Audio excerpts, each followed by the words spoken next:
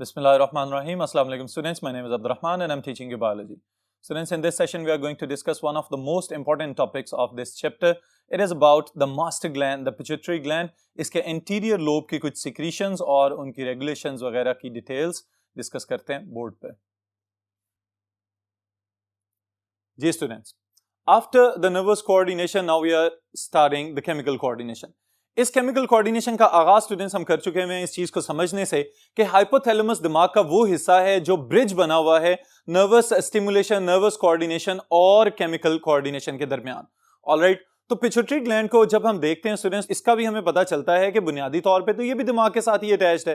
तो थैलेमस के नीचे हाइपोथैलेमस और हाइपोथैलेमस के निचले हिस्से में मौजूद है पिट्यूटरी ग्लैंड. ऑलराइट, और पिट्यूटरी ग्लैंड को हम जनरली बोल देते हैं कि it is the master gland, लेकिन अगर ज्यादा प्रिसाइज हम देखना चाहें इसको तो हम कहेंगे कि एंटीरियर लोब ऑफ पिट्यूटरी जो है वो असल में मास्टर ग्लैंड है, क्योंकि इसकी सिक्रीशंस की वजह से बहुत सारे एंडोक्राइन ग्लैंड्स आपके रेगुलेट या कंट्रोल किए जा रहे होते हैं. यहीं से ही उनकी रिलीजिंग बैटरीज या फिर इनहिबिटिंग बैटरीज जो हैं उनको मॉडरेट किया जा रहा होता है. जो हाइपोथैलेमस स्टिमुलेशन रिसीव कर रहा है उसके तहत जो केमिकल कोऑर्डिनेशन करवानी है वो पिट्यूटरी के एंटीरियर लोब के थ्रू कंट्रोल की जाएगी.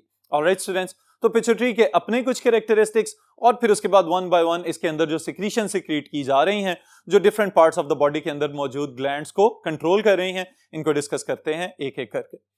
जी स्टूडेंट, सबसे पहले नंबर पे तो पिट्यूटरी ग्लैंड की अपनी कैरेक्टरिस्टिक्स जो आप याद रखेंगे शॉर्ट क्वेश्चन के लिए कि what are the properties of pituitary gland. तो उसमें स्टूडेंट्स याद रखिएगा कि generally it is known as master gland, लेकिन एंटीरियर लोब जो है it is actually the master part. So इसको हम कहते हैं हाइपोफिसिस सेरिब्राई, यानी कि दिमाग के निचले हिस्से में जुड़ा हुआ कोई स्ट्रक्चर है. That's why it is known as hypophysis. Alright, ovoid in shape, इससे आपको अंदाजा हो रहा है कि ये बेजवी शक्ल का एक छोटा सा मटर के दाने जितना तकरीबन स्ट्रक्चर होगा और आधा ग्राम इसका जो है टोटल वजन है. Connected to the brain through stalk called infundibulum. इसको भी याद रखिएगा एमसीक्यूज के लिए कि वो जो शाख जिसकी मदद से ये हाइपोथैलेमस के निचले हिस्से में जुड़ा हुआ है उसका नाम है infundibulum, also known as infundibular stalk. Sometimes इसको मुख्तलिफ किताबों में ये भी लिखा जाता है. फिर उसके बाद स्टूडेंट्स 3 लोब्स हैं इसके. अब यहां पे भी ये मैं बताता चलूं कि बहुत सारी पुरानी जो फिजियोलॉजी की किताबें हैं उसमें आपको सिर्फ 2 लोब्स नजर आएंगी, लेकिन अब हम इसको डिफरेंशिएट करते हैं into 3 lobes. Alright, anterior lobe इसका नाम टेक्निकली हम इसको कहते हैं एडिनोहाइपोफिसिस, मीडियन लोब को इंटरमीडिएट लोब भी कहा जाता है और पोस्टीरियर लोब को हम कहते हैं न्यूरोहाइपोफिसिस. ऑलराइट स्टूडेंट्स, अब स्पेलिंग्स याद रखने के लिए आप इसको हाइपोफाइसिस इस तरह से याद रख सकते हैं, लेकिन बुनियादी तौर पे इट विल बी एडिनोहाइपोफिसिस और न्यूरोहाइपोफिसिस. ऑलराइट, एंटीरियर लोब को हम मास्टर ग्लैंड कहते हैं. बहुत सारे हार्मोन्स ये इस तरह के पैदा कर रहा है कि जो या तो बॉडी के अंदर डायरेक्टली किसी ना किसी एक्टिविटी में मुलविस हैं या फिर ये क्या करता है इस तरह के रिलीजिंग फैक्टर्स प्रोड्यूस कर रहा है जिनको हम ट्रॉफिक हार्मोन्स या ट्रोपिन्स या ट्रॉपिक हार्मोन्स कहते हैं, जो प्रोड्यूस तो पिट्यूटरी से हो रहे हैं उसके बाद ब्लड में शामिल हो जाते हैं और अपने टारगेटेड ग्लैंड के पास पहुंच के उसको स्टिमुलेट करते हैं कि ईदर टू स्टार्ट सिक्रीशन और to stop secretion. Alright students, तो इन ट्रॉपिक हार्मोन्स में से एंटीरियर लोब क्या काम कर रहा है, इसकी जो सिक्रीशंस हैं याद करने के लिए बहुत इंपॉर्टेंट टॉपिक स्टूडेंट्स, और कंसेप्चुअली बहुत टू दी पॉइंट और आसान अंदाज में मैं कोशिश करूंगा कि आपको समझाऊं. इंशाअल्लाह ताला जल्दी आपको याद हो जाएगा. जी students, now we are going to talk about the interior lobe of pituitary. Anterior lobe अगर हम अपनी बॉडी के पोस्चर के लिहाज से देखें तो असल में ये वो हिस्सा है जो आपके मुंह की जानिब है, यानी दिमाग का वो हिस्सा जो फ्रंटल साइड पे मौजूद है, आपके माथे वाली साइड पे मौजूद है. इस पिट्यूटरी की इस साइड को हम कह रहे हैं कि this is the anterior lobe of pituitary. Alright students, मुख्तलिफ किस्म की सिक्रीशंस ये सिक्रीट कर रहा है, जिसमें से the first one that we are going to discuss as STH, also known as somatotrophic hormone. Alright, lobes पे स्टूडेंट्स अगर आप गौर करेंगे तो आपको फौरी तौर पे अंदाजा हो जाएगा कि इनकी सिक्रीशंस किस हिस्से के साथ रिलेटेड हैं. सोमा, बॉडी. ऑलराइट, तो सोमेटोट्रॉफिक हार्मोन यानी वो हार्मोन जो पूरी बॉडी की ग्रोथ को रेगुलेट या कंट्रोल कर रहा है डायरेक्ट सिक्रीशंस के थ्रू या फिर मुख्तलिफ ग्लैंड्स को स्टिमुलेट करने के बाद. ऑलराइट, तो हम ये याद रखेंगे सोमेटोट्रोफिन रिलीजिंग फैक्टर यानी कि SRF इसको हम कहेंगे students, secreted from hypothalamus through out the life. अब ये बात जरूर याद रखिएगा कि बुनियादी तौर पे जो स्टिमुलेशन है वो रिसीव कौन करें, आपके रिसेप्टर्स, और उन स्टिमुलाई को रिसीव करने के बाद हाइपोथैलेमस ये तय कर रहा होता है कि किस तरह से इन तब्दीलियों को रिस्पॉन्स देना है. ऑलराइट, तो वो जो जवाबी कार्रवाई केमिकल कोऑर्डिनेशन के थ्रू करवानी है उसके लिए फिर ये पहले अपने मैसेजेस भेजेगा पिट्यूटरी के पास और पिट्यूटरी फिर फर्दर ट्रॉफिक हार्मोन्स रिलीज करेगा जो कि बॉडी के डिफरेंट पार्ट्स के अंदर जाके अपना काम सरअंजाम देंगे। तो सारी जिंदगी एसटीएच प्रोड्यूस तो होता रहेगा, लेकिन एसटीएच की प्रोडक्शन जो स्टूडेंट्स कर क्या रही है ये भी आपको याद होना चाहिए। फंक्शंस के लिहाज से याद रखिएगा कि it increases the growth of the body. बुनियादी तौर पे इसका काम क्या है कि बॉडी की ओवरऑल ग्रोथ को, ये जो हम कहते हैं कि growth is the irreversible change, तो ये जो आपको मैस में और हाइट में और वॉल्यूम में इजाफा होता हुआ नजर आ रहा है बॉडी के अंदर, this is due to somatotrophic hormone. It may be increase in bones, increase in muscles और increase in the size of organs. Alright students, promote protein synthesis throughout the body. ये भी important चीज है कि protein के synthesis खास तौर पे जिसको हम कहते हैं प्रोटीन मैस गेन करना यानी मस्कुलर ग्रोथ जो है, it is under the control of somatotrophic hormone. Alright, लेकिन इसके साथ ही साथ स्टूडेंट्स, अगर हम हार्मोन्स की बात कर रहे हैं तो आपने चंद पॉइंट्स अपने ज़हन में पक्के पक्के बिठा लेने हैं कि या तो कुछ हार्मोन्स जो हैं वो जरूरत से ज्यादा हो जाएं फिर भी नुकसानदेह हो सकते हैं, या कुछ हार्मोन जरूरत से कम प्रोड्यूस हो फिर भी वो नुकसानदेह हो सकते हैं। तो इस वजह से अल्टीमेटली एक होम्योस्टैटिक फंक्शन मेंटेन करना या होम्योस्टैटिक बैलेंस मेंटेन करना इंतहाई अहम काम होगा तमाम केमिकल कोऑर्डिनेटिंग एजेंट्स का। Alright, so if it is released in excess in early life तो it may result in gigantism, also known as gigantism, यानी कि बॉडी का जरूरत से ज्यादा बड़े हो जाना। ऑलराइट, और ये वाला केस हमें आमतौर पे तब नजर आता है कि जब बॉडी के अंदर रैपिड ग्रोथ फेज स्टार्ट होती है, यानी कि जैसे ही आप 7वीं 8वीं जमात में आते हैं उसके बाद आपकी बॉडी के अंदर जबरदस्त किस्म की मेटाबॉलिक चेंजेस आती हैं, बॉडी की डिमांड बढ़ना शुरू हो जाती है एनर्जी की और फूड की, और उसके बाद बॉडी की ग्रोथ एकदम से तेज हो जाती है। तो ये जो बॉडी की ग्रोथ तेज हो रही है, अगर उस वक्त साथ ही साथ एसटीएच जरूरत से ज्यादा पैदा होना शुरू हो गया और थ्रू आउट बर्थ से लेके पैदाइश से लेके आपकी बलूगत तक जरूरत से ज्यादा ही सिक्रीट हो रहा है, तो उसके नतीजे में बॉडी भी जरूरत से ज्यादा बड़ी हो सकती है। Alright students, so if it is produced in excess in later life, alright, यानी कि तकरीबन 30 साल की एज लिमिट हम यहां पे पुट कर लेते हैं। अगर 30 साल या इसके बाद कुछ कंडीशंस ऐसी हों कि अगर एसटीएच पैदा तो हो रहा है लेकिन फिर जरूरत से ज्यादा बनना शुरू हो गया, तो उस सूरत में खास तौर पे टर्मिनल्स ऑफ द बॉडी की बात हम ये करेंगे कि वहां पे जरूरत से ज्यादा हमें इरेगुलर ग्रोथ नजर आती है। हाथ जरूरत से ज्यादा बड़े हो सकते हैं, जबड़े जो हैं इनके अंदर कुछ चेंजेस नजर आती हैं, बाज़ औक़ात मुंह जो है वो नॉर्मल स्टेचर या नॉर्मल शक्ल की बजाय थोड़ा सा डिफरेंट सी इसकी सिमेट्री या कन्फिग्रेशन नजर आती है, और पता चलता है कि कुछ पार्ट्स जो हैं वो जरूरत से ज्यादा बड़े हो रहे हैं। इसी तरह पांव भी जरूरत से ज्यादा बड़े हो सकते हैं, तो that condition is known as acromegaly. Alright students, फिर इसके साथ ही साथ अगर जरूरत जितनी है बॉडी को वो भी पूरी ना हो तो अंडर सिक्रीशन, या इसको हम यूं कह सकते हैं कि ये जरूरत से कम पैदा होने की वजह से आहिस्ता आहिस्ता हाइट के ऊपर या बॉडी की ओवरऑल ग्रोथ के ऊपर असरअंदाज होगा और डॉर्फिज्म के नतीजे में हमें नजर आएगा। डॉर्फिज्म क्या है? जरूरत से ज्यादा कद छोटे रह जाना, और जरूरत से ज्यादा जब कद छोटे रह जाते हैं स्टूडेंट्स, तो उस सूरत में भी कुछ जबरदस्त किस्म के फीचर्स कुछ लोगों में डेवलप होते हैं। यानी कि इसका मतलब ये नहीं है कि ये कोई डिफॉर्मिटी है, बॉडी बिल्कुल नॉर्मल होती है, स्ट्रेंथ उतनी ही है, लेकिन इसके साथ ही साथ ये नहीं कहा जा सकता कि now these people they can not live normal lives. आपको मिसाल के तौर पे अगर मैं समझाना चाहूं तो एक बहुत ही जबरदस्त किस्म की अंग्रेजी फिल्म मशहूर है आजकल नौजवान नस्ल में, उसमें एक बहुत ही मशहूर कैरेक्टर है जो कि अपने छोटे कद के बावजूद दुनिया का one of the famous human इस वक्त जाना जा रहा है। Alright students, so dwarfism is not a limit for your success. Alright, फिर उसके बाद सेकेंड सिक्रीशन जो हम यहाँ पे पिट्यूटरी के इंटीरियर लोब की स्टडी करेंगे, this is known as TSH, thyroid stimulating hormone. अब स्टूडेंट्स, इसके नाम पे भी अगर आप गौर करें तो आपको फौरन अंदाजा हो जाएगा कि ये थायराइड यानी कि वो ग्लैंड जो आपकी गर्दन के अंदर मौजूद है उसको स्टिमुलेट करने वाला हार्मोन है जो anterior lobe of the pituitary से रिलीज किया जाएगा। ऑलराइट, तो याद रखिएगा कि thyrotropin releasing factor is release by hypothalamus. अब स्टूडेंट, समझने वाली बात यह है कि अगेन यहां पे स्टिमुलस कहां से आ रहा है? हाइपोथैलेमस से। हाइपोथैलेमस या तो अपने न्यूरोसिक्रीटरी सेल्स की मदद लेगा या फिर डायरेक्टली केमिकल्स को ब्लड के जो नेटवर्क जो पिट्यूटरी के इर्द गिर्द मौजूद है उसमें शामिल करेगा, और ये केमिकल्स आके इंटीरियर लोब को कहेंगे कि अब आप थायराइड स्टिमुलेटिंग हार्मोन बनाना शुरू कर दें। लेकिन उसके साथ ही साथ एक इंपॉर्टेंट कंडीशन है, और वो कंडीशन क्या है कि it is controlled by the thyroxine level in the blood. यानी कि अगर हम थोड़ा सा पिछले टॉपिक्स को रिवाइज करें तो हमें यह पता चलेगा स्टूडेंट्स कि बहुत सारे मैकेनिज्म्स हमारी बॉडी में इस तरह के हैं कि जो नेगेटिव फीडबैक मैकेनिज्म के थ्रू रेगुलेट किए जा रहे हैं। तो अगर बॉडी के अंदर थायरॉक्सिन लेवल कम होता हुआ नजर आएगा, यानी कि ब्लड के अंदर थायरॉक्सिन लेवल की कंसंट्रेशन में कमी हो रही है, तो फौरी तौर पे thyroid stimulating hormone anterior lobe of the pituitary से निकलेगा, ब्लड में शामिल किया जाएगा और वो फौरी तौर पे ट्रेवल करके जाएगा थायराइड ग्लैंड के पास और उसे कहेगा कि मजीद थायरॉक्सिन बना दिया जाए। और इसी तरह से जब बॉडी के अंदर जरूरत से ज्यादा थायरॉक्सिन मौजूद होगी तो उस सूरत में फिर इनहिबिशन की जाएगी, यानी कि इसके प्रोडक्शन के अमल को रोक दिया जाएगा ताकि मजीद थायरॉक्सिन पैदा ना हो सके।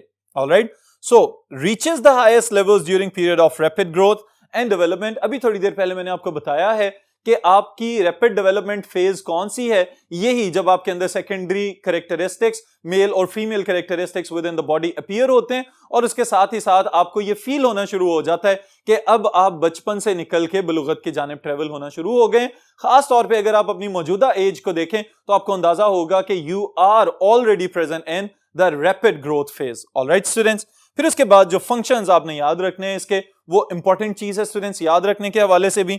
Directly act on the cells of the thyroid, increase number and activity of these cells. उस सूरत में कि जब थायरॉक्सिन कम हो रहा है तब ये वाले स्टेटमेंट हम अप्लाई करेंगे। समटाइम्स अगर थायरॉक्सिन की प्रोडक्शन पहले ही काफी है तो उस सूरत में हमें सेल्स की तादाद या उसके साथ ही साथ सिक्रीशन बढ़ाने की जरूरत शायद पेश ना आए। ऑलराइट, फिर उसके अलावा स्टूडेंट्स अगर हम कंडीशंस अप्लाई करते हैं यहाँ पे, अगेन वही चीज कि अगर ओवर सिक्रीशन या अंडर सिक्रीशन की बात हो रही है या इनसफिशिएंट सिक्रीशन की बात करें तो उस सूरत में हम कहेंगे कि अगर तो थायराइड सही काम कर रहा है तो फिर तो वो बिल्कुल नॉर्मल कंडीशन है बॉडी की, लेकिन अगर थायराइड की सिक्रीशन जरूरत से कम हो रही है तो उसको हम कहेंगे हाइपोथायरॉयडिज्म, और अगर जरूरत से ज्यादा सिक्रीट किया जा रहा है इसका हार्मोन तो उस सूरत में हम इसको कहेंगे दिस इज हाइपरथायरॉयडिज्म।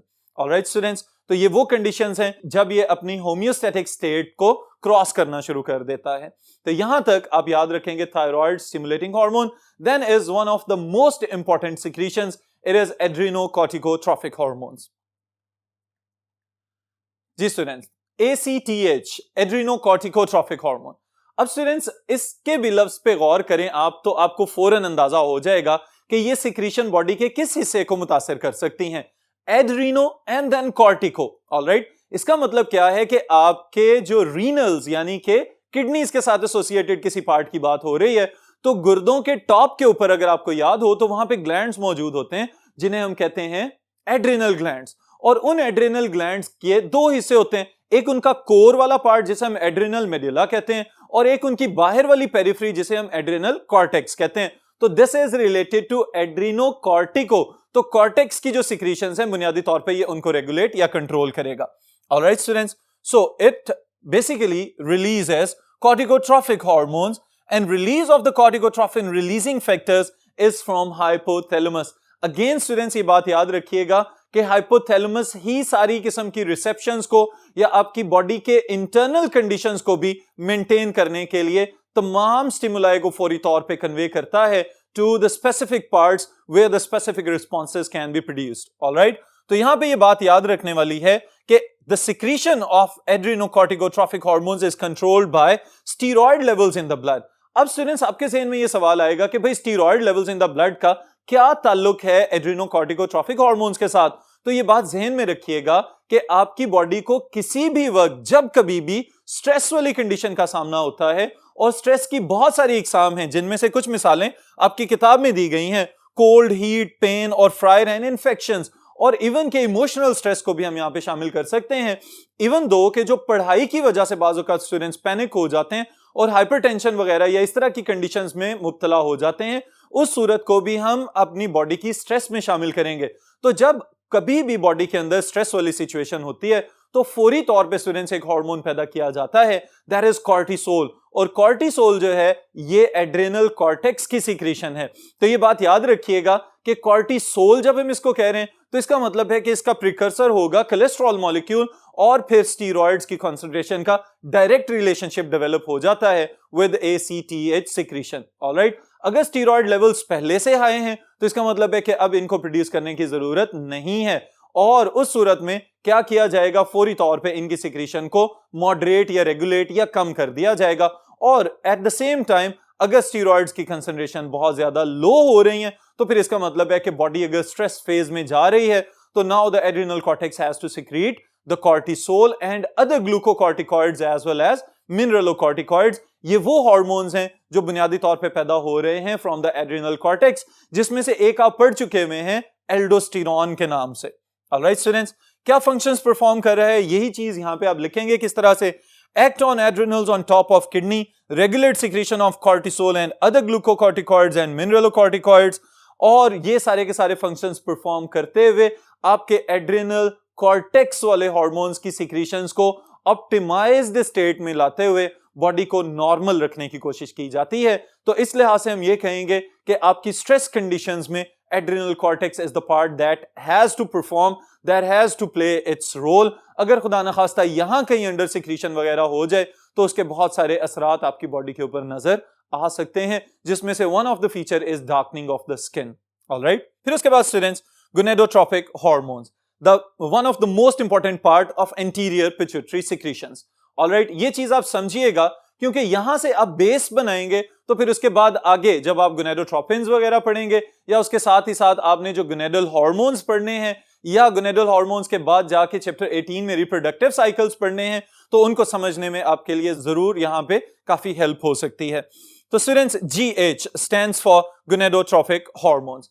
अब बुनियादी तौर पे ये बात याद रखिएगा कि ये जो ट्रॉफिक की टर्म बार बार इस्तेमाल हो रही है ये उन सेल्स के लिए टर्म ज्यादातर इस्तेमाल होती है जिन्होंने इन सिक्रीशंस को या इन केमिकल्स को खारिज करना है। Alright students, so when we say gonadotropic hormones तो इसका मतलब ये है कि बुनियादी तौर पे ये क्या करेंगे, आपके गोनेड्स यानी कि रिप्रोडक्टिव पार्ट्स या प्राइमरी रिप्रोडक्टिव स्ट्रक्चर्स जो हैं, in males they are the testis, in females they are the ovaries, वहां पे जो एक्टिविटीज परफॉर्म की जा रही हैं उन सब एक्टिविटीज को रेगुलेट करने के लिए गोनेडोट्रोपिक हार्मोन्स पैदा किए जाते हैं।